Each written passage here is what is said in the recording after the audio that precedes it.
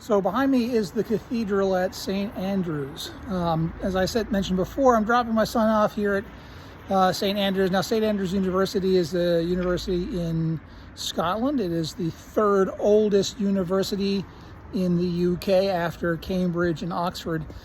It was established in 1413 due to ongoing warfare between Scotland and England. At the time, because of the warfare, the English did not accept the Scots at Cambridge and Oxford, so they needed a place to study. They had been going to France, but also at the same time, because of the conflicts with the English, the Scots were no longer welcome at the French university, so they needed to establish a place of their own. Now, in order to establish a university, they needed a papal edict in order to make it official. And so in the latter part of the 1300s, they went to the Pope and said, hey, we want to build this university. And they were given approval by the Pope to establish a university. Again, it was established in 1413. It is the third oldest university in the UK and considered one of the premier institutions in the UK. Now, in this course, we're going to talk about physics, right? And we are going to talk about what's referred to as classical physics. Now, classical physics, we talk about the terms of kinematics, the motion of particles, the motion of objects, describing how they move, why they move, how they accelerate, decelerate, etc. You know, if an object is at this position at this moment in time with this velocity, where will it be at some other moment in time given a certain acceleration? We're also going to talk about what's referred to as Newton's laws, and if kinematics describes the motion of objects, Newton's laws describe how or the why they are moving, what forces are propelling those objects forward in order to create that acceleration. Later in the course, we're going to talk about terms such as energy and momentum and rotational motion and gravitation. And ultimately, what we want to do is build up a vocabulary of scientific or physics expressions that will allow us then to talk about more complex topics, such as things that are in the news at the moment. You know, topics such as you might have heard of, such as dark energy and dark matter. Exoplanets. Discovering exoplanets is a pretty hot topic. Supermassive black holes is also a pretty hot topic at the moment. Also understanding some of the limitations and problems that there might exist with something called the Standard Model. Now, those are all pretty weighty topics. And so what we're going to do is we're going to spend the year kind of talking about the basics so that we can ultimately have conversations, at least in some limited way, about those deeper topics. It's kind of being able to, you know, it's kind of like studying, you know, the English language, right? So that ultimately you can read Shakespeare, right? So we are starting with basic vocabulary, right, and basic sentence structure in this physics course so that we can discuss the grander ideas later in the year. Now, I am here at St. Andrews.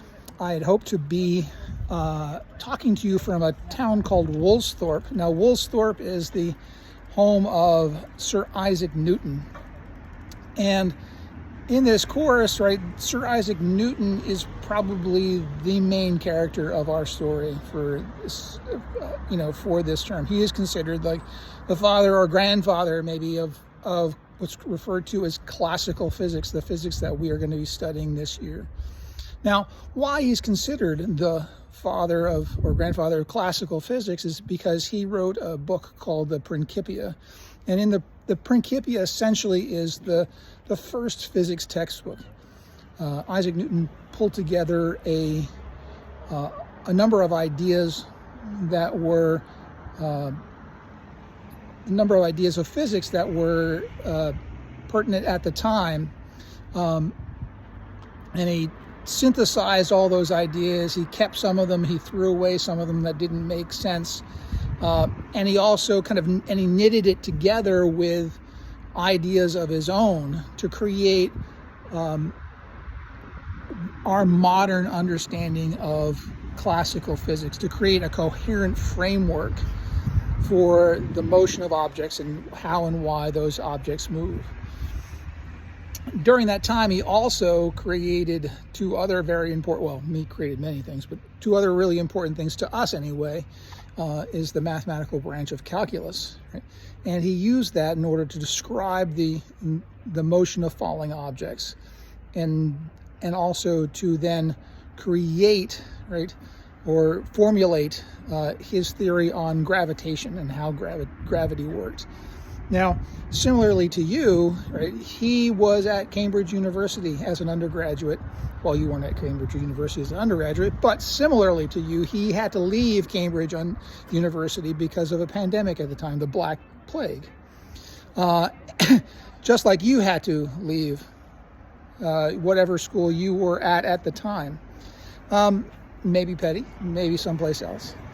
But during that time, he came home to his home in Woolsthorpe, and he sat underneath his proverbial apple tree. Now you can go and you can visit Woolsthorpe today. You can go and walk through the house that Newton lived in. You can sit in the apple orchard where Newton sat when he was working on physics, because they've looked at those apple trees and they've dated them, and they know that those apple trees were around when Newton was alive.